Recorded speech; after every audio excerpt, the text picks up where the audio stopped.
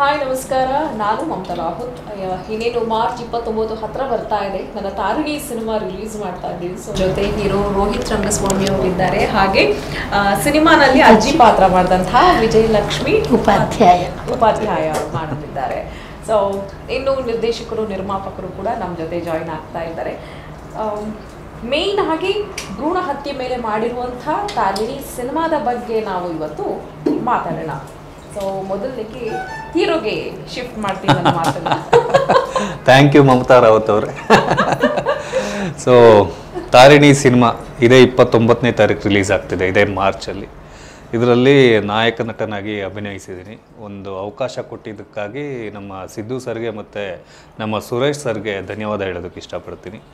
ಈ cinema art movie ಅಂತ ಶುರುವಾಗಿದ್ದು, ಬಟ್ ಬರೀ ಆರ್ಟ್ ಮೂವಿ ಆಗಿ ಉಳಿಲಿಲ್ಲ, ಕಮರ್ಷಿಯಲ್ವರೆಗೂ ಹೋಗಿದೆ. ಸೊ ಆದ್ದರಿಂದ ಈಗ ಥಿಯೇಟರ್ ರಿಲೀಸ್ ಮಾಡಿ ಇದರಿಂದ ಒಂದೊಳ್ಳೆ ಮೆಸೇಜ್ ಕೊಡಬೇಕು ಸಮಾಜಕ್ಕೆ ಅಂತ ಒಂದು ಯೋಚನೆ ಮಾಡಿ ಒಂದೊಳ್ಳೆ ಪ್ರಮೋಷನ್ಗಳು ಮಾಡಿ ಈ ಸಿನಿಮಾನ 29ಕ್ಕೆ ರಿಲೀಸ್ ಮಾಡ್ತಾ ಇದ್ದೀವಿ. ಸೊ ದಯವಿಟ್ಟು ಎಲ್ಲರೂ ಬಂದು ನೋಡಿ ಅಂತ ಕೇಳ್ಕೊತೀನಿ. ರೋಹಿತ್ ಅವ್ರಿಗೆ ಇದು ಆರ್ಟ್ ಸಿನಿಮಾ, ಆದರೆ ನನಗೆ ಹಾರ್ಟ್ಗೆ ಹತ್ತಿರವಾದ ಸಿನಿಮಾ. ಆ್ಯಕ್ಚುಲಿ ಹೌದು, ಪಕ್ಕಾ ಡೈಲಾಗ್ ಈ ಸಿನಿಮಾ ಆಗಿದ್ದು. ಹೌದೌದು.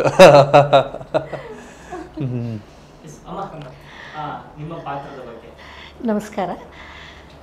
ಈ ತಾರಿಣಿ ಸಿನಿಮಾ ಹೆಸರೇ ಒಂದು ಚಂದದ ಒಂದು ಮಣಿ ಹರಳು ಮುತ್ತು ಓಡಾಡಿದ ಹಾಗೆ ಅನಿಸುತ್ತೆ ಈ ಹೆಸರಿನಲ್ಲೇ.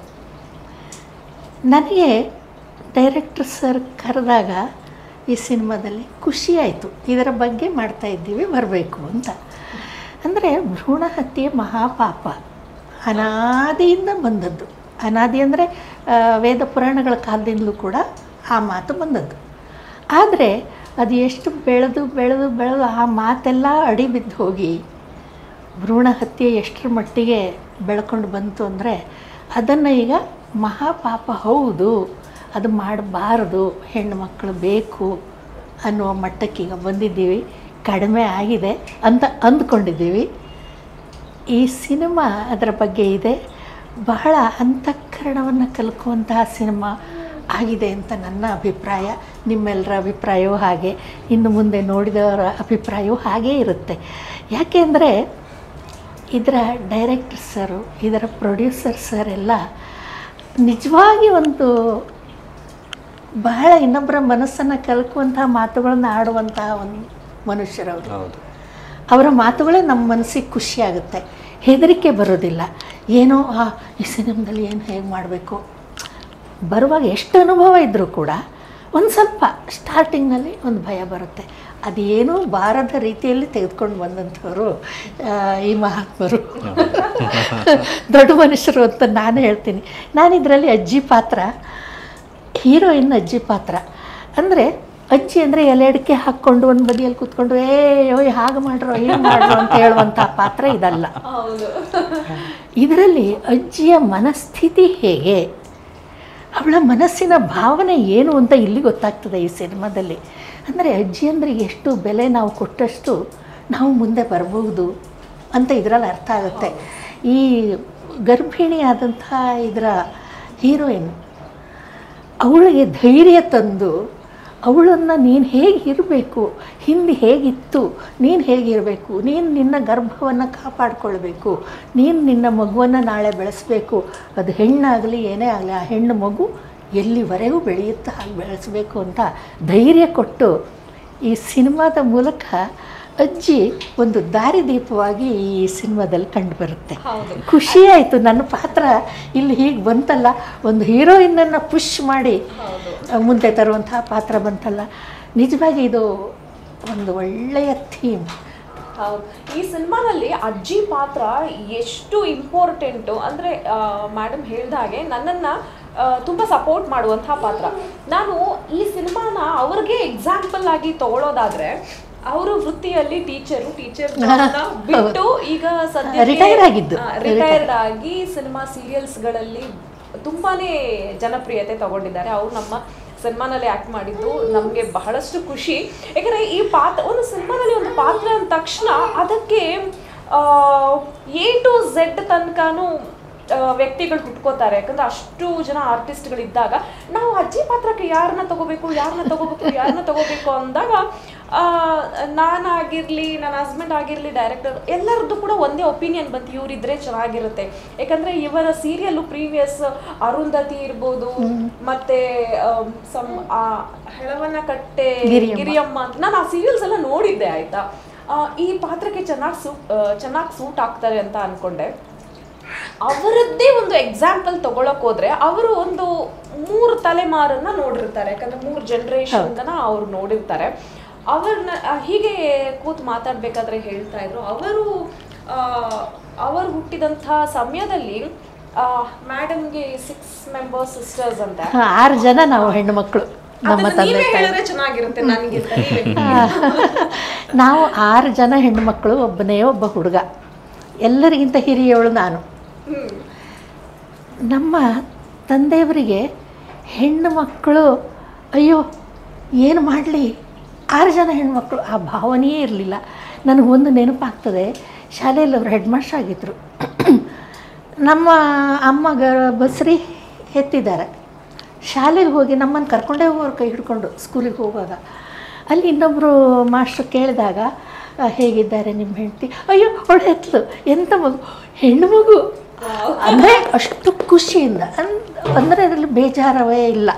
ಅದೇ ಆ ರೀತಿಯಲ್ಲಿ ಅವ್ರು ಕಲಿಸಿ ನಮ್ಮ 6 ಜನ ಹೆಣ್ಣುಮಕ್ಕಳನ್ನು ಕೂಡ ಗಂಡು ಮಕ್ಕಳ ಥರವೇ ಮುಂದೆ ತಂದಿದ್ದಾರೆ. ಎಲ್ಲರನ್ನು ಸರ್ಕಾರಿ ಕೆಲಸಕ್ಕೆ ಹಾಕಿದ್ದಾರೆ. ಆ ರೀತಿಯಲ್ಲಿ ಬೆಳೆದವ್ರು ನಾವು. ನೋಡಿ, ಅವತ್ತು ಅವ್ರ ಪಪ್ಪ ಏನಾದ್ರು ನನ್ಗಿರೋದು ಹೆಣ್ಮಗು ಅಂತ ಹೇಳಿ ಕೊಂದಿದ್ರೆ, ಇವತ್ತು ಆ ಎಕ್ಸಾಂಪಲ್ ಕೊಡೋಕ್ಕೆ ಮತ್ತೆ ಈ ಸ್ಟೇಜಲ್ಲಿ ನಾವು ಎಕ್ಸಾಂಪಲ್ ತಗೊಳಕ್ಕೆ ಇರಕ್ ಆಗ್ತಾನೆ ಇರಲಿಲ್ಲ. ಇದೇ ನಮ್ಮ ಕಂಟೆಂಟ್ ಇವತ್ತು. ತಾರಿಣಿ ಒಂದು ಹೆಣ್ಣು ಮಗುನ ಯಾರು ಸಾಯಿಸಬೇಡಿ, ಅದು ಹೆಣ್ಣ ಗಂಡ ಅಂತ ತಿಳ್ಕೊಳ್ಳೋದು ಕೂಡ ಮಹಾಪಾಪ ಅನ್ನೋದೇ ನಮ್ಮ ಸಿನಿಮಾ. ಒಂದು ಗವರ್ನಮೆಂಟೇ ಹೇಳ್ತು ಬೇಟಿ ಬಚಾವೋ ಬೇಟಿ ಪಡಾವೋ ಅಂತ. ಈಗಿನ ಸಿಚುವೇಶನ್ ಅಲ್ಲಿ ಹೇಗಿದೆ ಅಂದ್ರೆ ಇಂಥ ಡೈಲಾಗ್ಗಳು ಬರೀ ಡೈಲಾಗ್ ಅಷ್ಟೇ ಸೀಮಿತ ತರ ಆಗೋಗ್ಬಿಟ್ಟಿತ್ತು. ನಮ್ಮ ಸಿನಿಮಾ ಆದ್ಮೇಲೆ ಬಹುಶಃ ಎಷ್ಟೊಂದು ನ್ಯೂಸಸ್ನ ನೋಡಿದೀವಿ, ಮಂಡ್ಯನಲ್ಲಿ ಆದದ್ದು, ಮತ್ತೆ ರೀಸೆಂಟ್ ಆಗಿ ನಮ್ಮ ನೆಲಮಂಗಲದಲ್ಲಿ.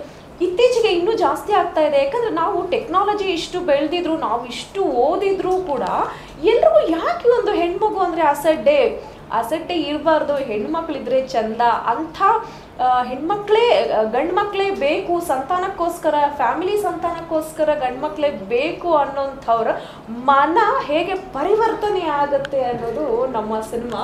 ಸೊ ಇನ್ನೊಂದು ವಿಷಯ ಏನಂದ್ರೆ, ಇಂಡಿಯಾ ಬಿಟ್ಟು ಹೊರಗಡೆ ಎಲ್ಲೋದ್ರೂ ಜೆಂಡರ್ ರಿವೀಲ್ ಅಂತ ಈಗ ಸೆಲೆಬ್ರೇಟ್ ಮಾಡ್ತಾರೆ. ಅಂದರೆ ಹೆಣ್ಣಾಗಲಿ ಗಂಡಾಗಲಿ ಅವ್ರು ಜಸ್ಟ್ ಸೆಲೆಬ್ರೇಟ್ ಮಾಡ್ತಾರೆ, ಮಗು ಆಗ್ತಿದೆ ಅನ್ನೋ ಖುಷಿ ಇರುತ್ತೆ. ಇಲ್ಲಿ ಈಗ ಅಮ್ಮ ಹೇಳಿದಾಗ ಅಂಧಕಾಲದಿಂದ ಹೆಣ್ಮಗು ಆದರೆ ಬೇಡ, ನಮ್ಮನ್ನ ಮುಂದೆ ಯಾರು ನೋಡ್ಕೋತಾರೆ, ಗಂಡು ಮಗು ಆದರೆ ನಮ್ಮ ಕೊನೆ ವಯಸ್ಸುವರೆಗೂ ನೋಡ್ಕೋತಾನೆ, ನಮಗೆ ನಾವು ಅಜ್ಜಿ ತಾತ ಆದರೂ ಆ ಟೈಮಲ್ಲಿ ನನ್ನ ಮಗ ಇರ್ತಾನೆ, ಆ ಥರ ಎಲ್ಲ ಮೈಂಡ್ ಸೆಟ್ ಇತ್ತೇನೋ. ಸೊ ಆ ಕಾರಣದಿಂದ ಹಿಂಗೆ ಆಗ್ತಿತ್ತೇನೋ. ಬಟ್ ಈಗ ಅದು ಕಂಪ್ಲೀಟಾಗಿ ಬದಲಾಗಿದೆ. ಈಗ ನೋಡಿ 6 ಜನ ಹೆಣ್ಮಕ್ಳು ಗೌರ್ಮೆಂಟ್ ಕೆಲಸದಲ್ಲಿದ್ದರು. ಸೊ ಹಾಗೆ ಅದು ಬೆಳ್ಕೊಂಡು ಬಂದು ಈಗ ಎಲ್ಲ ಕ್ಷೇತ್ರದಲ್ಲೂ ಹೆಣ್ಮಕ್ಳಿದ್ದಾರೆ. ಗಂಡು ಮಕ್ಕಳೇ ಈ ಕೆಲಸ ಮಾಡ್ತಾರೆ ಅಂತ ಏನಿಲ್ಲ, ಸೊ ಹೆಣ್ಮಕ್ಳು ಮಾಡ್ತಾರೆ. ಸೊ ಅದು ಬದಲಾಗಿದೆ ಅಂತ ನಾವು ಅಂದ್ಕೊಂಡಿದ್ದೀವಿ. ಬಟ್ ಆದರೂ ಎಲ್ಲೆಲ್ಲೋ ಈಗ ಸೋಷಿಯಲ್ ಮೀಡಿಯಲ್ಲಿ ಅಲ್ಲಲ್ಲಿ ಕಾಣಿಸ್ತಾ ಇದೆ, ಭ್ರೂಣ ಹತ್ಯೆ ಆಗ್ತಿದೆ, ಈ ಥರ ಏನು ಹೇಳ್ತಾರೆ, ಗಂಡು ಮಕ್ಕಳೇ ಬೇಕು ಅಂತ ಕೆಲವರು ಎಕ್ಸ್ಪೆಕ್ಟ್ ಮಾಡ್ತಿದ್ದಾರೆ. ಈ ಮೈಂಡ್ಸೆಟ್ ಚೇಂಜ್ ಆಗಲಿ, ಇದರಿಂದ ಎಲ್ಲರೂ ಹೊರಗಡೆ ಬರಲಿ ಅನ್ನೋದೇ ನಮ್ಮ ತಾರಿಣಿ ಚಿತ್ರದ ಮೇನ್ ಮೆಸೇಜ್. ಹೌದು, ನಮ್ಮಂತ ಹೆಣ್ಮಕ್ಳು ಇಲ್ಲ ಅಂದ್ರೆ ಗಂಡ್ ಮಕ್ಳಿಗೆ ಇವತ್ತಿನ ದಿನ ಹೆಣ್ಣೇ ಸಿಗ್ತಾ ಇಲ್ಲ, ಇನ್ನೂ ಪರದಾಡ್ಬೇಕು ಅಂತ ಪರಿಸ್ಥಿತಿಗಳು ಬರುತ್ತೆ, ಮುಂದೇನು ಬರಬಾರ್ದು, ಅದನ್ನ ತಡೀರಿ ಅನ್ನೋದು ನಮ್ಮ ಸಿನಿಮಾದ ದೊಡ್ಡ ಟ್ಯಾಗ್ ಲೈನ್. ಹೌದು, ನನಗೆ ಸಿದ್ದು ಸರ್ ಕತೆ ಹೇಳಿದಾಗ ಹೌದು ಇದೊಂದು ಏನು ಹೇಳ್ತಾರೆ, ಒಂದು ಚೆನ್ನಾಗಿ ಪ್ಲೇ ಮಾಡೋವಂಥ ಕ್ಯಾರೆಕ್ಟರ್ ಅಂತಲೇ ಅನಿಸಿದ್ದು. ದ ಥಿಂಗ್ ಏನಂದರೆ, ಆ್ಯಕ್ಚುಲಿ ನೀವು ಹೇಳ್ದಂಗೆ ಆರ್ಕ್ ಹಿಂಗೆ ಇಳಿಯುತ್ತೆ, ಆ ಥರ ಇದೆ ಕ್ಯಾರೆಕ್ಟ್ರು ಮಾತ್ರ. ಅಂದರೆ ಜನಗಳಿಗೆ ಅದ್ರ ಮನ ಮುಟ್ಟಬೇಕು ಅನ್ನೋ ಕಾರಣಕ್ಕೆ ಜನಗಳು ಯಾವ ರೀತಿ ಪರಿವರ್ತನೆ ಆಗ್ಬೋದು ಅನ್ನೋ ಥರ ಕ್ಯಾರೆಕ್ಟರ್ನ ಸೃಷ್ಟಿ ಮಾಡಿದ್ದಾರೆ. ಸೊ ನನಗೆ ಆ್ಯಕ್ಚುಲಿ ತುಂಬ ಅಗೇನೆಸ್ಟಾಗೇ ಇರ್ತೀನಿ. ನನಗೆ ಸಿನಿಮಾಲಿ ಆಗ್ತಾನೇ ಇರಲ್ಲ, ಹೆಣ್ಣು ಮಗು ಅಂದ್ರೇ ಆಗ್ತಿರಲ್ಲ ನನಗೆ. ಬಟ್ ಯಾಕೆ ಅದಾದಮೇಲೆ ಕೊನೆಗೆ ಏನು ಹೇಳ್ತಾರೆ, ಕ್ಲೈಮ್ಯಾಕ್ಸಲ್ಲಿ ನಾನು ಹೊಟ್ಟೆ ಮುಟ್ಬಿಟ್ಟು ಹೇಳ್ತೀನಿ, ಇಲ್ಲ ನಾನು ಯಾವುದೇ ಕಾರಣಕ್ಕೂ ಇನ್ನು ಮುಂದೆ ಈ ಥರ ಡಿಸಿಷನ್ ತೊಗೊಳ್ಳಲ್ಲ, ಈ ಥರ ಮಾತಾಡಲ್ಲ. ಅಂದರೆ ನನಗೆ ಮನ್ಸಿಗೆ ಮುಟ್ಬಿಡುತ್ತೆ ಅದು. ಗಂಡು ಮಕ್ಕಳೇ ಅಲ್ಲ, ಹೆಣ್ಣು ಮಕ್ಕಳಾದರೂ ಚೆನ್ನಾಗಿ ನೋಡ್ಕೋತಾರೆ, ಹೆಣ್ಣು ಮಕ್ಕಳಾದರೂ ಅದು ಮಗು ಅನ್ನೋದು ಮನ್ಸಿಗೆ ಮುಟ್ಬಿಡುತ್ತೆ. ಸೊ ಆ ಥರ ಇದ್ದೊಂದು ಕಂಪ್ಲೀಟ್ ಪರಿವರ್ತನೆ ಆಗ್ತೀನಿ. ಅದಕ್ಕೊಂದು ಕತೆ ಇದೆ ಮಧ್ಯದಲ್ಲಿ, ಅದು ತುಂಬ ಇಂಟ್ರೆಸ್ಟಿಂಗ್ ಆಗಿರೋದು. ಸೊ ಸಿನಿಮಾಲ್ ಅದು ತುಂಬ ಹೈಲೈಟ್ ಆಗುವಂಥ ಕತೆ. ಆಕ್ಚುಲಿ ಇದಕ್ಕೊಂದು ನಾನು ಇನ್ನೊಂದು ಏನು ಪ್ರಾಸ ಥರನೂ ಅಲ್ಲ, ಅರ್ಥಗರ್ಭಿತವಾಗಿ ಇನ್ನೊಂದು ಹೇಳ್ತೀನಿ. ಇವರೇ ಹೇಳಿದ್ರು ಸಿನಿಮಾನಲ್ಲಿ ನನಗೆ ಹೆಣ್ಮಗು ಅಂದ್ರೆ ಇಷ್ಟ ಆಗಲ್ಲ ಅಂತ. ಅಫ್ಕೋರ್ಸ್ ಇವ್ರಿಗೆ ಸಿನಿಮಾನಲ್ಲಿ ಹೆಣ್ಮಗು ಅಂದ್ರೆ ಇಷ್ಟ ಆಗಲ್ಲ, ಸಿನಿಮಾ ನೋಡಿದವ್ರು ಯಾರಿಗೂ ಇವ್ರು ಇಷ್ಟ ಆಗೋದಿಲ್ಲ. ಯಾಕಂದ್ರೆ ಅಷ್ಟು ಕ್ರೂಯಲ್ ಇವರು, ಹೆಣ್ಣು ಮಗುನೇ ಬೇಡ, ನನಗೆ ಬೇಕು ಅಂದ್ರೆ ಗಂಡು ಮಗುನೇ ಬೇಕು, ಅದು ಎಷ್ಟು ಹೆಣ್ಮಕ್ಳಾದ್ರೂ ಪರವಾಗಿಲ್ಲ, ನಿಮ್ಗೆ ಅಬಾರ್ಷನ್ ಮಾಡಿಸ್ತೀನಿ, ಹೆಣ್ಮಕ್ಳಾದ್ರೆ ನನ್ ಗಂಡು ಮಗುನೇ ಬೇಕು, ಇಲ್ಲಾಂದ್ರೆ ಇನ್ನೊಂದು ಮದುವೆ ಆಗ್ತೀನಿ ಅಂದ್ರೆ ಆ ರೇಂಜ್ಗೆ ಇವ್ರ ಮೈಂಡ್ ಸೆಟ್ ಸಿನಿಮಾನಲ್ಲಿ. ಆ್ಯಂಡ್ ತುಂಬಾನೇ ಚೆನ್ನಾಗಿ ಆಕ್ಟ್ ಮಾಡಿದ್ದಾರೆ, ನೋ ಡೌಟ್ 100ಗೆ 100 ಮಾರ್ಕ್ಸ್ ಸ್ಕೋರ್ ಮಾಡ್ತಾರೆ, ತುಂಬ ಚೆನ್ನಾಗಿ ಮಾಡಿದ್ದಾರೆ. ಆ್ಯಂಡ್ ನಮ್ಮ ಪ್ರೊಡಕ್ಷನಲ್ಲಿ ಇಂಥ ಬ್ಯೂಟಿಫುಲ್ ಆ್ಯಂಡ್ ಟ್ಯಾಲೆಂಟೆಡ್ ಆ್ಯಕ್ಟರ್ಸ್ ಇದ್ದಾರೆ ಅನ್ನೋದೇ ನಮಗೆ ಬಹಳ ಖುಷಿ. ಇನ್ನು ನಮ್ಮ ನಿರ್ಮಾಪಕರು ಸಿನಿಮಾನಲ್ಲಿ ಯಾವುದೂ ಕೊರತೆ ಮಾಡಿಲ್ಲ, ಎಲ್ಲರಿಗೂ ಪೇಮೆಂಟ್ ಕೊಟ್ಟು ಚೆನ್ನಾಗಿ ಖುಷಿಯಿಂದ ಕೆಲಸ ತಗೊಂಡಿದ್ದಾರೆ. ಆ್ಯಂಡ್ ಅದೇ ಖುಷಿ ಇವತ್ತಿಗೂ ನಡೀತಾ ಇದೆ, ಎಲ್ಲರೂ ಪ್ರಮೋಷನ್ಸ್ ಬರ್ತಾ ಇದ್ದಾರೆ, ಸಿನಿಮಾ ಯಾವಾಗ ರಿಲೀಸ್ ಆಗುತ್ತೆ ನೋಡಬೇಕು ಅಂತ ಕಾಯ್ತಾ ಇದ್ದಾರೆ. ಸೊ ಇಂಥ ಮಹಾನ್ ಕಲಾವಿದರು ನಮ್ಮ ಸಿನಿಮಾನಲ್ಲಿ ಇದ್ದಾರೆ ತಾರಿಣಿಯಲ್ಲಿ ಅನ್ನೋದೇ ನಮಗೆ ತುಂಬಾ ಹೆಮ್ಮೆ. ಮ್ಯಾಮ್, ನೀವು ಹೇಳ್ತಾ ಇದ್ರಿ ಅನಾದಿ ಕಾಲದಿಂದಲೂ ಈ ಥರದ ಒಂದು ಘಟನೆಗಳು ನಡೀತಾ ಬಂದಿದೆ ಅಂತ. ಬಟ್ ಮೇಡಮ್ ಹೇಳಿದಾಗೆ ಆಗಿನ ಕಾಲದಲ್ಲಿ ಎಲ್ಲರೂ ಕೂಡ ಮಕ್ಕಳ ಥರನೇ ಟ್ರೀಟ್ ಮಾಡ್ತಿದ್ರು.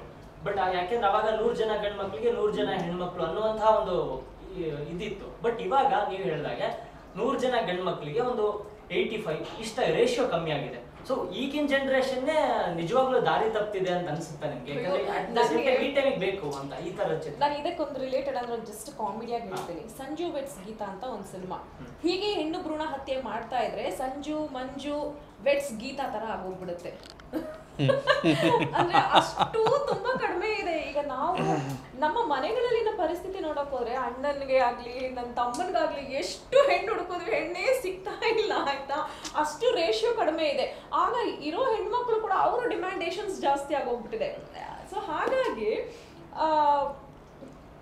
ಆ ಥರ ಆಗೋದಕ್ಕಿಂತ ಮೊದಲೇ ನಾವು ಇಲ್ಲ, ಸಿನಿಮಾಲು ಒಂದು ಸೀನ್ ಮಾಡಿದ್ದಾರೆ ಡೈರೆಕ್ಟ್ರು, ಇದು ನಿಜವಾದ ಕತೆ ಆಧಾರಿತ. ಹೆಣ್ಣು ಸಿಗ್ತಿಲ್ಲ ಅಂತ ಎಲ್ಲರೂ ಪಾದಯಾತ್ರೆ ಹೋಗ್ತಿರ್ತಾರೆ. ಲಿಟ್ರಲಿ ಇವರು ಡಾಲಿ ಧನಂಜಯ್ ಸರ್ ಅವ್ರನ್ನ ಏನು ಹೇಳ್ತಾರೆ ರೋಲ್ ಮಾಡಲು ಸಮಥಿಂಗ್ ಅವ್ರನ್ನ ಪ್ರಮೋಷನಲ್ಗೆ ಅವ್ರ ಹೆಸರು ಇಟ್ಕೊಂಡು ಪಾದಯಾತ್ರೆ ಹೋಗ್ತಿರ್ತಾರೆ. ಅದನ್ನು ನಾವು ಅಂದರೆ ಈಗಿನ ಕರೆಂಟ್ ಸಿಚುವೇಶನ್, ಈಗಿನ ಜನ್ರೇಷನ್ ಈ ಥರ ನಡೀತಿದೆ ಅನ್ನೋದನ್ನು ಈ ಸಿನಿಮಾಲು ಅಳವಡಿಸ್ಕೊಂಡಿದ್ದೀವಿ. ಅಂದರೆ ನೀವು ಹೇಳ್ದಂಗೆ ರೇಷಿಯೋ ಎಲ್ಲಿಂದ ಎಲ್ಲಿಗೆ ಬಂದಿದೆ ಅಂದರೆ ಜನಗಳು ಪಾದಯಾತ್ರೆ ಹೋಗ್ಕೊಂಡು ಅಂದರೆ ನಮ್ಗೆ ಹೆಣ್ಣು ಸಿಗ್ಲಪ್ಪ ಅಂತ ಕೇಳ್ಕೊಳ್ಳೋ ಮಟ್ಟಿಗೆ ಆಗ್ಬಿಟ್ಟಿದೆ ಅನ್ನೋ ಥರ ಈಗಾಗಿದೆ. ಆಮೇಲೆ ಇದಕ್ಕೆ ನಾನು ಒಂದು ಎಕ್ಸಾಂಪಲ್, ಯಾಕಂದರೆ ಹಿಂದೆ ಸ್ವಲ್ಪ ನೋಡೋಕೆ ಹೋದ್ರೆ, ಈಗ ಒಂದು 10 ವರ್ಷ 15 ವರ್ಷದ ಹಿಂದೆ ನೋಡೋಕೆ ಹೋದ್ರೆ ಒಂದು ಬೌಂಡ್ರಿ, ಹೆಣ್ಮಕ್ಳಿಗೆ ಒಂದು ಬೌಂಡ್ರೀಸ್ ಇತ್ತು. ಸೊ ಆ ಬೌಂಡ್ರೀಸ್ನ ದಾಟಿ ನಾನು ಸಿನಿಮಾಗೆ ಬಂದಿದ್ದು ನಮ್ಮ ಫ್ಯಾಮಿಲಿಯಲ್ಲಿ. ಯಾಕಂದರೆ ನಮ್ಮ ಫ್ಯಾಮಿಲಿಯಲ್ಲಿ ಸಿನಿಮಾನಲ್ಲಿ ಅಂದರೆ ಯಾರೂ ಇಲ್ಲ. ಯಾಕಂದರೆ ಕೆಲವರು ಹೆಣ್ಮಗುಗೆ ಬೌಂಡ್ರಿ ಹಾಕೊಂಡ್ರೆ, ಕೆಲವೊಂದು ಹೆಣ್ಮಕ್ಳಿಗೆ ಹೀಗೆ ಮಾಡಬೇಕು ಹಾಗೆ ಮಾಡಬೇಕು ಅನ್ನೋಂಥ ಬೌಂಡ್ರೀಸ್ಗಳಿತ್ತು. ಆ ಬೌಂಡ್ರೀಸ್ಗಳೆಲ್ಲ ದಾಟಿ ಬಂದು ನಾನು ಸಿನಿಮಾ ಮಾಡಿ ಇವತ್ತು ಈ ಒಂದು ಸ್ಥಾನಕ್ಕೆ ನಿಂತಿದ್ದೀವಿ ಅಂದರೆ ಅವತ್ತು ನನ್ನ ತಂದೆ ನನಗೆ ಸಪೋರ್ಟ್ ಮಾಡಿದ್ದು ಒಂದು ಏನು ಕಣ್ಮುಂದೆ ಬರುತ್ತೆ. ಸೊ ಹಾಗಾಗಿ ಎಲ್ಲ ತಂದೆದಿರು ಸಪೋರ್ಟ್ ಮಾಡಬೇಕು ಹೆಣ್ಮಕ್ಳಿಗೋಸ್ಕರ, ಹೆಣ್ಮಕ್ಳು ಹುಟ್ಟಬೇಕು, ಹೆಣ್ಮಕ್ಳಿಗೂ ಎಲ್ಲ ಸಪೋರ್ಟ್ ಮಾಡಬೇಕು ಅನ್ನೋದು ಇಡೀ ನಮ್ಮ ಸಿನಿಮಾ. ಹೆಣ್ಣು ಭ್ರೂಣ ಹತ್ಯೆಯಲ್ಲಿ ಹಾಸ್ಪಿಟಲ್ಗಳ ಕೈವಾಡಗಳು ಎಷ್ಟಿರುತ್ತೆ ಅಂತ ಇದ್ರಲ್ಲಿ ಗೊತ್ತಾಗ್ಬೋದಾ ನಮ್ಗೆ? ಯಾಕೆಂದ್ರೆ ಹೆಣ್ಣು ಭ್ರೂಣ ಹತ್ಯೆ ಆಗೋದೇ ಅಲ್ಲಿಂದ. ನಾನು ಇದಕ್ಕೆ ಕ್ಲಿಯರ್ ಆಗಿ ಹೇಳಕ್ ಹೋಗೋದಿಲ್ಲ, ಯಾಕಂದ್ರೆ ನೀವು ಸಿನಿಮಾ ನೋಡ್ಬೇಕಲ್ಲ, ನಾವೇ ಎಲ್ಲ ಇಲ್ಲೇ ಕೂತ್ಕೊಂಡು ಹೇಳ್ಬಿಟ್ರೆ ಈ ಸಿನಿಮಾ ಯಾರು ನೋಡ್ತಾರೆ? ಬಟ್ ಇನ್ ರಿಯಲ್ ಲೆಕ್ಕ ಹಾಕೊಂಡ್ರೆ ಆಕ್ಚುಲಿ ಹಾಸ್ಪಿಟಲ್ಸ್ ಕೈವಾಡಗಳು ತುಂಬಾ ಇರುತ್ತೆ. ಯಾರ್ಯಾರ ಕೈವಾಡ ಇದೆ, ಇದು ಎಲ್ಲಿಂದ ಶುರು ಆಗುತ್ತೆ, ಹೇಗೆ ಶುರು ಆಗುತ್ತೆ, ಹೇಗೆ ಟರ್ನ್ ಆಗುತ್ತೆ, ಎಲ್ಲವನ್ನೂ ಕೂಡ ನಮ್ಮ ಸಿನಿಮಾನಲ್ಲಿ ನಾವು ತೋರಿಸಿದೀವಿ. ಯಾಕಂದ್ರೆ ಪ್ರೊಡ್ಯೂಸರ್ ಕೂಡ ಹೆಲ್ತ್ ಡಿಪಾರ್ಟ್ಮೆಂಟ್ ಇರೋದ್ರಿಂದ ಅವ್ರಿಗೂ ಸಹ ಗೊತ್ತಿದೆ ಯಾವ್ಯಾವ ವಿಭಾಗಗಳಲ್ಲಿ ಏನೇನು ಆಗುತ್ತೆ ಅಂತ. ಆಮೇಲೆ ಅವರು ಮತ್ತೆ ಡೈರೆಕ್ಟರ್ ಇಬ್ಬರು ಸೇರಿಕೊಂಡು ಇದನ್ನ ಕಥಾಹಂದರ ಮಾಡಿಕೊಂಡು ಮಾಡಿರೋದ್ರಿಂದ ಡೆಫಿನೆಟ್ಲಿ ಸಿನಿಮಾ ನೋಡಿದವ್ರಿಗೆ ಹೀಗೆಲ್ಲಾನು ಆಗುತ್ತಾ, ಹೀಗಾಗಬಾರ್ದು, ಸಿನಿಮಾ ಚೆನ್ನಾಗಿದೆ, ಸಿನಿಮಾ ಮನಮುಟ್ಟಿದೆ, ಈ ಸಿನಿಮಾಯಿಂದ ಕಲಿಬೇಕು ನಾವು ಅನ್ನೋದು ಸಹ ಬರುತ್ತೆ. ತಾರಿಣಿ ಸಿನಿಮಾ ಏನು ಬರೀ ಎಂಟರ್ಟೈನ್ಮೆಂಟ್ಗೋಸ್ಕರನೇ ನೋಡಬೇಕು ಅನ್ನೋ ಥರ ಏನಿಲ್ಲ. ಇದು ಫ್ಯಾಮಿಲಿ ಎಲ್ಲರೂ ಕೂತು ಎಂಟರ್ಟೈನ್ಮೆಂಟ್ ಅನ್ನೋದಕ್ಕಿಂತ ಒಂದು ಸಾಮಾಜಿಕವಾಗಿ ನಾವು ಮನಸ್ಸಿಗೆ ಮುಟ್ಟೋ ಥರ ಒಂದು ಕಥೆನ ಎಕ್ಸ್ಪ್ರೆಸ್ ಮಾಡಿದ್ದೀವಿ. ಸೊ ಹಾಗಾಗಿ ಎಲ್ಲರೂ ತಾರಿಣಿ ಸಿನಿಮಾನ ನೋಡಬೇಕು. ಅಂದರೆ ಸಾಮಾಜಿಕ ಕಳಕಳಿ ಅನ್ನೋದಿದೆಯಲ್ಲ, ಅದನ್ನು ನಮ್ಮ ಪ್ರೊಡ್ಯೂಸರ್ ಆಗಲಿ ಡೈರೆಕ್ಟರ್ ಆಗಲಿ ಎದ್ದು ಕಾಣುವ ಹಾಗೆ ತೋರಿಸಿದ್ದಾರೆ ಇದರಲ್ಲಿ. ಅಂದರೆ ಅವರ ಮನಸ್ಥಿತಿಯು ಕೂಡ ಎಷ್ಟು ಒಳ್ಳೆಯ ಮನಸ್ಥಿತಿ ಅನ್ನೋದು ಈ ಸಿನಿಮಾದಿಂದ ಗೊತ್ತಾಗ್ತದೆ. ಆಮೇಲೆ ಈಗ ಗಂಡು ಮಗುವೇ ಬೇಕು, ಮುಂದಿನ ಸಂತಾನವನ್ನು ವೃದ್ಧಿ ಮಾಡುವಂತಹ ಗಂಡು ಮಗು ಬೇಕು ಅನ್ನುವ ಆಸೆ ಇನ್ನೂ ಹೋಗಲಿಲ್ಲ ಜನರಲ್ಲಿ. ಆದರೆ ಆ ಗಂಡು ಮಗ ಎಲ್ಲಿ ಹೋಗ್ತಾನೆ? ಕಲಿತು ಎಲ್ಲೋ ಹೋಗ್ತಾನೆ, ಫಾರಿನಿಗೋ ಇನ್ನೊಂದು ಕಡೆಗೋ. ನಾವು ಸತ್ತರೆ ಕೊಳ್ಳೆ ಇಡ್ಲಿಕ್ಕೆ ಬೇಕು ಗಂಡು ಮಗ, ಆದರೆ ಆ ಮಗ ಕೊಳ್ಳೆ ಇಡ್ಲಿಕ್ಕೆ ಬರೋದಿಲ್ಲ, ತಡ ಆಗ್ತದೆ, ಇಲ್ಲಿ ಎಲ್ಲ ಕೆಲಸ ಮುಗಿದಿರ್ತದೆ. ಅದನ್ನು ಈಗ ಇಟ್ಕೊಳ್ಬಾರ್ದು. ಹೆಣ್ಣು ಮಕ್ಕಳು ಏನು, ಹೆಣ್ಣು ಮಕ್ಕಳಲ್ಲಿ ಗಂಡು ಮಕ್ಕಳಲ್ಲಿ ವ್ಯತ್ಯಾಸ ಏನು? ಲಿಂಗ ಬದಲಾವಣೆ ಅಷ್ಟೇ, ಬೇರೆ ಸಪ್ರೇಟ್ ಆಗಿದ್ದಾರೆ ಅನ್ನೋದಷ್ಟೇ ಹೊರತು ತಂದೆ ತಾಯಿಗಳಿಗೆ ಮಕ್ಕಳು, ಹೆಣ್ಣಾಗಲಿ ಗಂಡಾಗಲಿ. ಆಮೇಲೆ ಒಂದು ಪ್ರೀತಿ ವಿಶ್ವಾಸದಿಂದ ನೋಡಿಕೊಳ್ಳೋದು ಹೆಣ್ಣು ಮಕ್ಕಳು ತಂದೆ ತಾಯಿನ. ಎಲ್ಲಿದ್ದರೂ ತಂದೆ ತಾಯಿ ಅಂದರೆ ಕಷ್ಟ ಆದರೆ 2 ಕಣ್ಣೀರು ಹನಿ ಕೆಳಗೆ ಹಾಕೋದು ಹೆಣ್ಣು ಮಕ್ಕಳು. ಅಮ್ಮ ನಾನಿದ್ದೀನಿ ಅಂತ ಬರೋದು ಗಂಡು ಮಕ್ಕಳು ಬರೋದಿಲ್ಲ ಅಂತ ಹೇಳೋದಿಲ್ಲ, ಆದರೆ 90% ಹೆಣ್ಣು ಮಕ್ಕಳು ಆಸೆ ಇಟ್ಕೊಂಡು. ಅಂದರೆ ಆ ಗಂಡು ಮಗುವಿಗೂ ಬೇರೆ ಕಡೆ ಹೋಗಿರ್ತಾರೆ, ಕೆಲಸ ಮಾಡ್ತಾರೆ, ತಲೆಯಲ್ಲಿ ಬೇರೆ ಇರ್ತದೆ, ಈ ಬಂಧನಕ್ಕೆ ಸಿಲುಕದ ಮಟ್ಟಕ್ಕೆ ಅವ್ರು ಹೋಗಿಬಿಟ್ಟಿರ್ತಾರೆ. ಈ ಹೆಣ್ಣು ಮಕ್ಕಳು ಆ ಮಟ್ಟದಲ್ಲಿ ಇದ್ದರೂ ನೋವನ್ನು ವ್ಯಕ್ತಪಡಿಸ್ತಾರೆ, ಪ್ರೀತಿ ವಿಶ್ವಾಸವನ್ನು ವ್ಯಕ್ತಪಡಿಸ್ತಾರೆ. ಆ ಒಂದು ಭಾವನೆಯನ್ನು ನಾವು ಇಟ್ಕೊಳ್ಬೇಕು. ಇಲ್ಲಿ ಗಂಡು ಹೆಣ್ಣು ಅನ್ನುವ ಭೇದವೇ ಬೇಡ. ಈ ಭ್ರೂಣ ಹತ್ಯೆ ಯಾಕೆ ಮಾಡಬೇಕು? ಸರಿ, ನಮ್ಮ ಮಗು ಬೇಡ ಅಂದರೆ ಮೊದಲೇ ಯೋಚನೆ ಮಾಡಿಕೊಳ್ಬೇಕು, ಆಮೇಲೆ ಭ್ರೂಣ ಹತ್ಯೆ ಮಾಡುವಂತಹ ಒಂದು ಪಾಪದ ಕೆಲಸಕ್ಕೆ ಹೋಗಬಾರ್ದು. ಬೇಡ, ಏನೋ ನಾಳೆ ಭಾರತವನ್ನೇ ಆಳುವಂತಹ ಒಬ್ಬಳು ವ್ಯಕ್ತಿ ಹುಟ್ಟುಕೊಳ್ಳಬಹುದು ಅದೇ ಭ್ರೂಣದಿಂದ. ಯಾಕೆ ಹತ್ಯೆ ಮಾಡಬೇಕು? ಅದೊಂದು ಮಗುವಾಗಿ ಮನುಷ್ಯ ಆಗಬೇಕು. ಜೀವ ಮಾತ್ರ ತೆಗೆಯುವ ಕೆಲಸ ಖಂಡಿತ ಬೇಡ. ಇದು ನಾನು ವಯಸ್ಸಾದವಳಾಗಿ ನೊಂದುಕೊಂಡು ಹೇಳುವಂಥದ್ದು. ಬೇರೆ ಎಲ್ಲದನ್ನು ನೀವು ಹೇಳಿದ್ರಿ, ಬಹಳ ಚೆನ್ನಾಗಿ ಹೇಳಿದ್ರಿ. ನಾನು ಚೆನ್ನಾಗಿ, ನಿಮಗೆ ಬೇಡುವ ಮಕ್ಕಳು ಮೊದಲೇ ಅದಕ್ಕೆ ಬೇಕಾದಂಥ ಹೌದು ಮಾಡಿಕೊಳ್ಬೇಕೇ ಹೊರತು ಭ್ರೂಣ ಹತ್ಯೆ ಮಾತ್ರ ಯಾವತ್ತೂ ಮಾಡಬೇಕು. ಒಂದು ಮಗು ಜಾಸ್ತಿ ಆಯಿತು, ಏನಾಯಿತು? ನಾವು ತಿನ್ನೋದ್ರಲ್ಲ ಅದಕ್ಕೆ ಕೊಟ್ಟು ನಾಳೆ ಅದು ಏನೇನೋ ಆಗಿ ಹೋಗ್ಬೋದು ಒಳ್ಳೆ ರೀತಿಯಲ್ಲಿ. ಭ್ರೂಣ ಹತ್ಯೆನ ಹೆಣ್ಣು ಅನ್ನೋ ಕಾರಣಕ್ಕೇನು ಕೂಡದು ಬೇರೆ ಬೇರೆ ವಿಚಾರಗಳಿಗೋಸ್ಕರನೂ ಭ್ರೂಣ ಹತ್ಯೆಗಳು ಐಡೆಂಟಿಫೈ ಮಾಡಿ ಸಾಯಿಸ್ತಾ ಇದ್ದಾರೆ. ಇದು ಕೂಡ ನಮ್ಮ ಸಿನಿಮಾನಲ್ಲಿ ತೋರಿಸ್ತಾ ಇದ್ದೀವಿ. ನಾವು ಏನೋ ಹೊಟ್ಟೆನ ಹೆಣ್ಮಗು ಇದೆ ಅದನ್ನು ತೆಗೆಸ್ತಿದ್ದಾರೆ ಅಂತ ಅವ್ರ ಮೇಲೆ ಅಷ್ಟೇ ಆಪಾದನೆ ಮಾಡ್ತಿಲ್ಲ. ಇದು ಆಪಾದನೆ ಅಲ್ಲ, ಯಾಕಂದ್ರೆ ಅಂದ್ರೆ ಭ್ರೂಣ ಹತ್ಯೆ ಯಾವ್ಯಾವ ಥರ ಆಗ್ತಾ ಇದೆ, ಲೀಗಲ್ಲು ಇಲ್ಲೀಗಲ್ಲು ಎಲ್ಲ ರೀತಿಯಿಂದನೂ ಆಗ್ತಾ ಇದೆ. ಅದನ್ನು ತಡೀರಿ ಅನ್ನೋದು ನಮ್ಮ ಸಿನಿಮಾನಲ್ಲಿ ನಾವು ತೋರಿಸಿದ್ದೀವಿ. ಸಿನಿಮಾ ಇನ್ನೇನು ಕೆಲವೇ ದಿನಗಳಿದೆ, ಸಿನಿಮಾ ರಿಲೀಸ್ ಆಗ್ತಾ ಇದೆ. ಸೊ ನಾವು ಮಾರ್ಚ್ 29ಗೆ ಹೀಗೆ ಅನ್ಕೊಂಡು ವೇಟ್ ಮಾಡ್ತಾ ಇದ್ದೀವಿ. ನ್ಯಾಷನಲ್, ಇಂಟರ್ನ್ಯಾಷನಲ್, ಅದರ್ ಸ್ಟೇಟ್ಸ್ಗಳಲ್ಲಿ ಸಿನಿಮಾನ ನೋಡಿ ಎಷ್ಟೋ ಜನ ಕಣ್ಣಲ್ಲಿ ನೀರು ಹಾಕೊಂಡಿದ್ದು ಇದೆ. ಅವಾರ್ಡ್ಸ್ಗಳು ಸುರಿಮಳೆ ಬಂದಿದೆ. more than 29 ಅವಾರ್ಡ್ಸ್ ನಮ್ಮ ತಾರಿಣಿ ಸಿನಿಮಾಗೆ ಬಂದಿದೆ. ಆ್ಯಂಡ್ ನನ್ನ ಇಷ್ಟು ವರ್ಷದ ಕೆರಿಯರಲ್ಲಿ ತಾರಿಣಿಗೋಸ್ಕರ ನನಗೆ ಬೆಸ್ಟ್ ಆಕ್ಟ್ರೆಸ್ ಅವಾರ್ಡ್ ರಾಜಸ್ಥಾನ್ ಅವರು ಕೊಟ್ಟರು. ಸೊ ಅದ್ರ ಜೊತೆಗೆ ನಾನು ರಿಯಲ್ ಪ್ರೆಗ್ನೆಂಟ್ ಆಗಿ ಆ್ಯಕ್ಟ್ ಮಾಡಿ, ನನ್ನ ಮಗು ಮೊದಲನೇ ದಿನದ ಮಗು ಕೂಡ ನಮ್ಮ ಸಿನಿಮಾನಲ್ಲಿ ಆ್ಯಕ್ಟ್ ಮಾಡಿದೆ. ಸೊ ಅವನೇ ತಾರಿಣಿ. ಅಲ್ಲ, ಆ್ಯಕ್ಚುಲಿ ಒಂದು ಥಿಂಗ್ ಏನು ಹೇಳಬೇಕು ಅಂದರೆ, ಈ ಸಿನಿಮಾಲಿ ಎಲ್ಲರೂ ಸಿನಿಮಾ ಮಾಡ್ತಾರೆ, ಇದು ಹಳೆ ಕತೆ, ಇದು ಆಲ್ರೆಡಿ ಬಂದಿದೆ, ಭ್ರೂಣ ಹತ್ಯೆ ತುಂಬ ಇದೆ. ಬಟ್ ಈ ಸಿನಿಮಾಲಿ ಹೊಸತನ ಏನು ಅಂತ ಕೇಳ್ಬೋದು.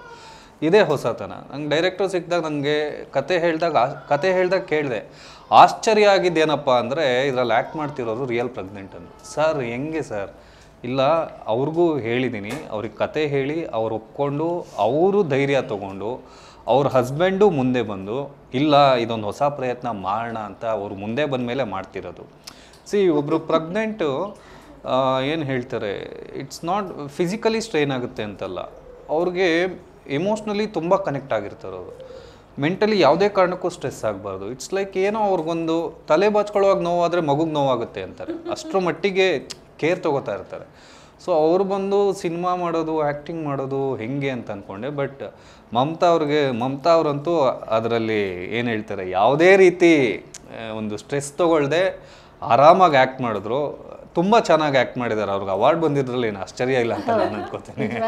ಅಂದರೆ ನಾವು ನಿಮ್ಗೆ ಎಷ್ಟು ಸ್ಟ್ರೆಸ್ ಇತ್ತು, ಎಷ್ಟು ಹಾರ್ಡ್ ಅನಿಸ್ತದೆ, ಎಷ್ಟು ಕಷ್ಟ ಅನಿಸ್ತು ನಿಮಗೆ? ನನಗೆ ಇದು ಮೆಂಟಲಿ ಚಾಲೆಂಜ್ ಆಯ್ತಾ. ಸಿನಿಮಾ ಮಾಡೋದು ಫೈನ್, ಯಾಕಂದರೆ ಸಿನಿಮಾ ಅಂದರೆ ಹುಚ್ಚು ಪ್ರೀತಿ ನಮಗೆ. ಏನಾದರೂ ಆಗಲಿ ಸಿನಿಮಾನಲ್ಲಿ ಸಕ್ಸಸ್ ಸಿಗೋ ತನಕ ಅದು ಎಷ್ಟೇ ವರ್ಷ ಆಗಿರಲಿ ನಾನು ಸಿನಿಮಾನಲ್ಲಿ ಇರಬೇಕು ಅಂತ ನಾನು ಹಠ ತೊಟ್ಟವಳು. ಮದುವೆ ಆದರೆ ಕೆರಿಯರ್ ನಿಂತೋಗ್ಬಿಡ್ತಾ ಅಂತ ಅಂದ್ಕೊಂಡೆ. ಥ್ಯಾಂಕ್ ಗಾಡ್ ನನಗೆ ಸಪೋರ್ಟ್ ಮಾಡುವಂಥ ಹಸ್ಬೆಂಡೇ ಸಿಕ್ಕರು, ಅವರೇ ಸಿನಿಮಾ ಪ್ರೊಡ್ಯೂಸ್ ಮಾಡಿದ್ರು. ಫಸ್ಟ್ ಪ್ರೆಗ್ನೆನ್ಸಿ 3ನೇ ತಿಂಗಳು ಅಂತ ಗೊತ್ತಾದ ತಕ್ಷಣ ನಮಗೆ ಬೇರೆ ಥಾಟ್ ಬರಲಿಲ್ಲ. ಅಫ್ಕೋರ್ಸ್ ಎಲ್ಲರಿಗೂ ಅದು ಖುಷಿ ಇದ್ದೇ ಇರುತ್ತೆ. ನಮಗೆ ಇದು ಇನ್ನೂ ಏನು ಮೆಮೊರೇಬಲ್ ಬ್ಯೂಟಿಫುಲ್ ಮಾಡ್ಕೊಳಕ್ಕೆ ಏನು ಮಾಡ್ಬೋದು ಅಂತ ನಾನು ನನ್ನ ಹಸ್ಬೆಂಡ್ ಕೂತು ಮಾತಾಡಿದಾಗ ಅವಾಗ ನಮಗೆ ಹೊಳೆದಿದ್ದು ಒಂದು ಸಿನಿಮಾ ಮಾಡಬೇಕು ಅಂತ. ಸೊ ನನ್ನ ಹಸ್ಬೆಂಡ್ ಅವರು ಖುಷಿ ಪಟ್ಟು, ಆಯಿತು ನಿನ್ನ ಮೇಲೆ ನಾನು ಭರವಸೆ ಇದೆ, ಆದರೆ ನೀನು ಕಂಪ್ಲೀಟ್ ಮಾಡ್ತೀಯ ಅನ್ನೋಂಥ ಒಂದು ನಿನಗೆ ಆ ಮನಸ್ಥಿತಿ ಇದೆ ಅಂದರೆ ಖಂಡಿತ ಸಿನಿಮಾ ಮಾಡೋಣ ಅಂತ ಅವ್ರು ಗ್ರೀನ್ ಸಿಗ್ನಲ್ ಕೊಟ್ಟು. ತಾರಿಣಿ ಅದು ಜಸ್ಟ್ ಏನೋ ಹುಟ್ಕೊಂಡಿದ್ದ ಸಿನಿಮಾ ಅಲ್ಲ, ಅದು ನನಗೆ 3 months ಕನ್ಫರ್ಮ್ ಆಗಿದೆ ಅಂದ ತಕ್ಷಣವೇ 3ನೇ ತಿಂಗಳಿಂದ ಹುಟ್ಕೊಂಡಿದ್ದು ಈ ತಾರಿಣಿ. ಅಲ್ಲಿಂದ ಸ್ಕ್ರಿಪ್ಟು, ಕತೆ, ಡೈಲಾಗ್ ವರ್ಷನ್ನು, ಲೊಕೇಶನ್ನು, ಆರ್ಟಿಸ್ಟ್ ಸೆಲೆಕ್ಷನ್ ಇದೆಲ್ಲವೂ ಆಗಿ 7 months ನನಗೆ ಸ್ಟಾರ್ಟ್ ಆದಾಗಲಿಂದ ಇದು ಟಿಲ್ ಡೆಲಿವರಿ ತನಕ, ಡೆಲಿವರಿ ಆದಮೇಲೂ ನಾವು ಶೂಟಿಂಗ್ ಮಾಡಿದಂತಹ ಸಿನಿಮಾ.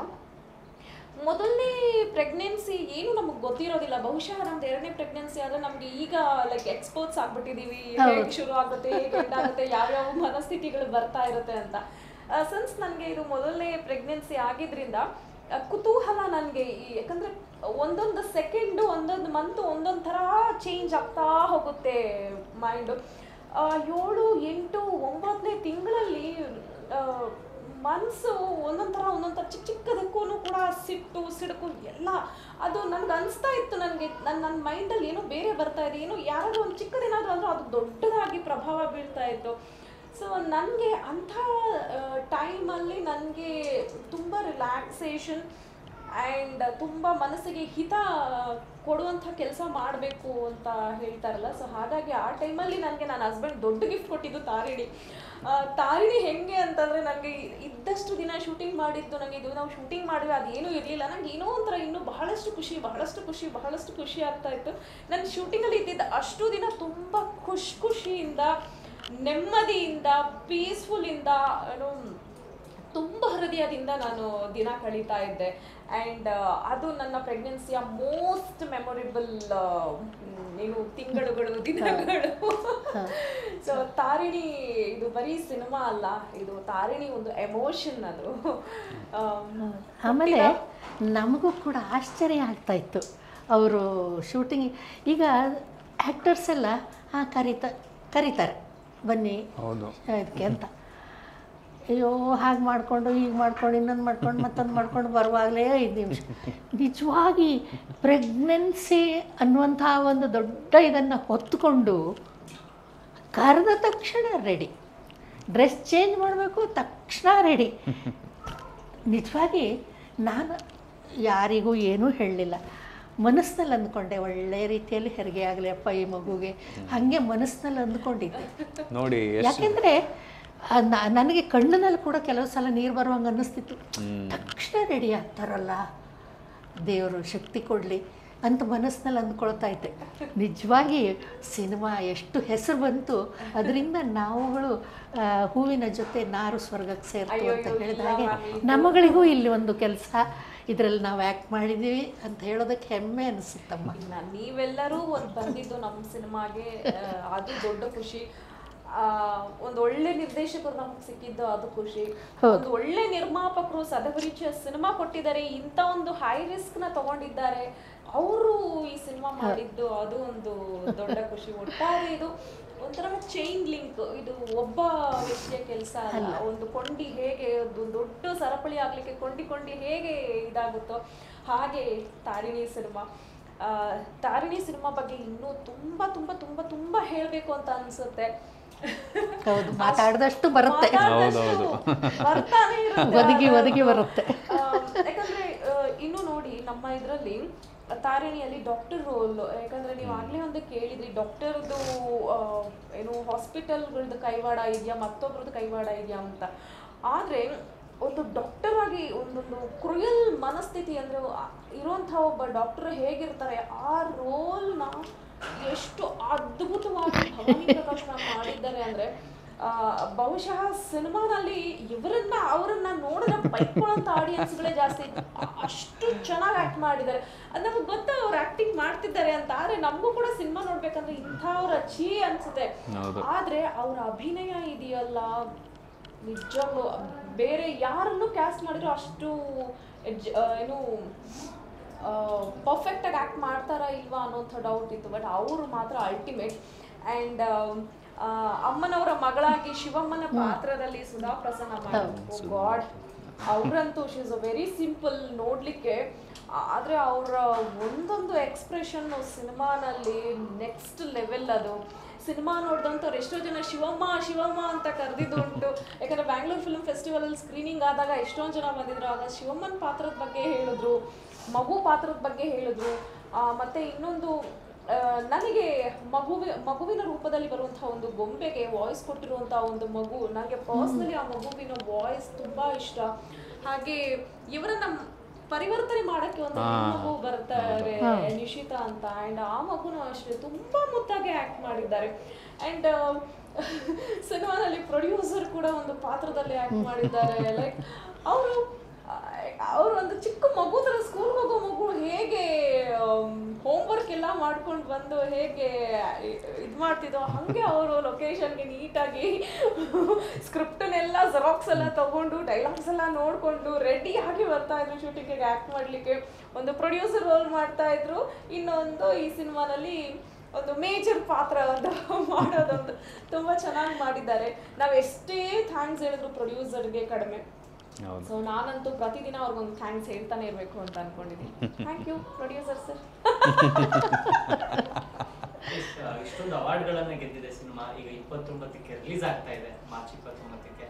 ನೀವು ಎಷ್ಟು ಎಕ್ಸೈಟ್ ಆಗಿದ್ದೀರಾ? ಆಡಿಯನ್ಸ್ ಏನ್ ಹೇಳ್ತೀರಾ? ಏನ್ ಟೇಕ್ ಅವೇ ಇರುತ್ತೆ ಸಿನಿಮಾದಲ್ಲಿ? ಸಾಕಷ್ಟು ವಿಷಯಗಳನ್ನ ಆಗ್ಲೇ ಹಂಚ್ಕೊಂಡಿದ್ದೀರಾ. ಕೊನೆಯದಾಗಿ 29 ಅವಾರ್ಡ್ ತಗೊಂಡು ನಾವು 29ಕ್ಕೆ ರಿಲೀಸ್ ಮಾಡ್ತಾ ಇದೀವಿ. ಎಕ್ಸಾಕ್ಟ್ಲಿ ನಾನು ಇದೇ ಹೇಳ ಅನ್ಕೊಂಡೆ ಈಗ. ಹೌದು, ವಾಟ್ ಅ ಕೋಇನ್ಸಿಡೆನ್ಸ್ ನೋಡಿ. 29 ಅವಾರ್ಡ್ ತಗೊಂಡು 29ನೇ ತಾರೀಕು ನಾವು ಥಿಯೇಟ್ರಲ್ಲಿ ನಿಮ್ಮ ಮುಂದೆ ಬರ್ತಾ ಇದೀವಿ. ಸೊ ಅದು ತುಂಬಾ ಖುಷಿ, ಎಕ್ಸೈಟ್ಮೆಂಟ್. ಪ್ರತಿಯೊಂದು ಸಿನಿಮಾನು ನನಗೆ ತುಂಬಾ ಎಕ್ಸೈಟ್ ಆಗಿ ಕುತೂಹಲದಿಂದ ಅಂದ್ರೆ ಸಿನಿಮಾ ಆಲ್ರೆಡಿ ನೋಡಿರ್ತೀವಿ, ಆದ್ರೂ ಕೂಡ ಆಡಿಯನ್ಸ್ದು ಹೇಗಿರುತ್ತೆ ರಿವ್ಯೂಸ್ ಅಂತ. ಬಟ್ ಅದಕ್ಕಿಂತ ಹೆಚ್ಚು ದುಪ್ಪಟ್ಟು ಒಂಥರ ಒಂದು ಭಯ ಆಗ್ತಾ ಇದೆ ಇದು ಹೋಮ್ ಪ್ರೊಡಕ್ಷನ್ ಸಿನಿಮಾ. ಯಾಕಂದ್ರೆ ನಾವೇನು ಆರ್ಟಿಸ್ಟ್ಗಳು ಇವತ್ತು ಆಕ್ಟ್ ಮಾಡ್ತೀವಿ, ನಮ್ಮ ಪರ್ಫಾರ್ಮೆನ್ಸ್ ಇಷ್ಟ ಆದ್ರೆ ನೆಕ್ಸ್ಟ್ ಸಿನಿಮಾಗೆ ಡೈರೆಕ್ಟರ್ ಪ್ರೊಡ್ಯೂಸರ್ ಬರ್ತಾರೆ ಮಾಡಿ ಅಂತ ಹೇಳ್ತಾರೆ, ಹೋಗ್ಬಿಡ್ತೀವಿ. ಆದರೆ ನಮ್ಮದು ಪ್ರೊಡಕ್ಷನ್ ಆಗಿರೋದ್ರಿಂದ ನಮ್ಮ ಪ್ರೊಡ್ಯೂಸರ್ಗೆ ಒಳ್ಳೆ ಹೆಸರು ಬರಬೇಕು, ಅವ್ರು ಹಾಕಿದ ಹಣ ವಾಪಸ್ ಬರಬೇಕು, ಅದು ಕೂಡ ನಮಗೆ ತುಂಬಾ ಇದೆ. ಸೊ ಹಾಗಾಗಿ ಬಟ್ ಅವರು ಒಂದೇ ಹೇಳಿದ್ದು, ಸಿನಿಮಾ ಚೆನ್ನಾಗಿದೆ, ನಮ್ಮ ಆಡಿಯನ್ಸ್ ಕೈ ಬಿಡಲ್ಲ. ಆ್ಯಂಡ್ ನಮ್ಮ ಸಿನಿಮಾಗೆ ಬಹಳಷ್ಟು ಜನ ಸಪೋರ್ಟ್ ಮಾಡಿದ್ದಾರೆ, ಮೀಡಿಯಾನವರು ಎಲ್ಲರೂ ಕೂಡ, ಪ್ರೆಸ್ ಅವರು ಎಲ್ಲರೂ ಕೂಡ ಸಪೋರ್ಟ್ ಮಾಡಿದ್ದಾರೆ, ಅವ್ರಿಗೆ ಅಷ್ಟು ಇಷ್ಟ ಆಗಿದೆ. ಆ್ಯಂಡ್ ದೇಶ ವಿದೇಶಗಳಲ್ಲಿ ಸಿನಿಮಾ ನೋಡಿದಾಗೆ ಭಾಷೆ ಅರ್ಥ ಆಗಲಿಲ್ಲ ಅಂದರೂ ಕೂಡ ಈ ಸಿನಿಮಾದ ಭಾವನೆಗಳ ಅರ್ಥ ಆಗಿದೆ, ಅವ್ರಿಗೆಲ್ಲರಿಗೂ ಅಷ್ಟು ಇಷ್ಟ ಆಗಿ ಅವಾರ್ಡ್ಸ್ ಬಂದಿದೆ ಅಂದರೆ ನಮ್ಮ ಜನಗಳು ಖಂಡಿತ ಕೈ ಬಿಡಲ್ಲ, ಅವ್ರಿಗೂ ಇಷ್ಟ ಆಗುತ್ತೆ. ಆ್ಯಂಡ್ ಡೆಫಿನೆಟ್ಲಿ ಸಿನಿಮಾ ನೋಡಿದವ್ರಿಗೆ ಹೆಣ್ಮಗು ಬೇಕು ಅಂತ ಅವ್ರಿಗೊಂದು ಅನ್ಸುತ್ತೆ, ಬಹುಶಃ ಅವ್ರು ನೆಕ್ಸ್ಟ್ ಪ್ಲಾನಿಂಗ್ ಕೂಡ ಮಾಡ್ಬೋದು. ಅದು ಹೇಳಲಿಕ್ಕೆ ನಿಜ, ಒಂದು ಹೆಣ್ಮಗು ಇರಬೇಕು. ಅದೇ ಸಾರ್ಥಕತೆ. ಸಾರ್ಥಕ. ಬಟ್ ಆದ್ರೆ ನನ್ಗೆ ಗಂಡ್ ಮಗು ಹುಟ್ಟು, ಅವನು ಕೂಡ ತುಂಬಾ ಚೆನ್ನಾಗಿ ಆಕ್ಟ್ ಮಾಡಿದ್ದಾನೆ. ಅವ್ನು ನೆಕ್ಸ್ಟ್ ಯಾವಾಗಾದ್ರು ಇದು ಇಂಟರ್ವ್ಯೂ ನೋಡ್ಬೇಕಾದ್ರೆ ನಮ್ಮಮ್ಮ ನನ್ನ ಬಗ್ಗೆ ಮಾತಾಡ್ಲಿಲ್ಲ ಅಂತ ಹೇಳ್ಕೊಳ್ಳೋದು ಬೇಡ, ಅವನು ತುಂಬಾ ಚೆನ್ನಾಗಿ ಆಕ್ಟ್ ಮಾಡಿದ್ದಾನೆ. ಅಳು ಅಂದ್ರೆ ಹತ್ತಿದ್ದಾನೆ, ನಗು ಅಂದ್ರೆ ನಕ್ಕಿದ್ದಾನೆ. ಮೊದಲನೇ ದಿನದ ನಮ್ಮ ಸಿನಿಮಾ ಸೂಪರ್ ಸ್ಟಾರ್ ಅವನೇ. ಹೌದು, ಹುಟ್ಟುತ್ತಿದ್ದಂಗೆ ಆಕ್ಟ್ ಮಾಡಿರೋದು ಇವನೇ ಅನ್ಸುತ್ತೆ ನನಗೆ.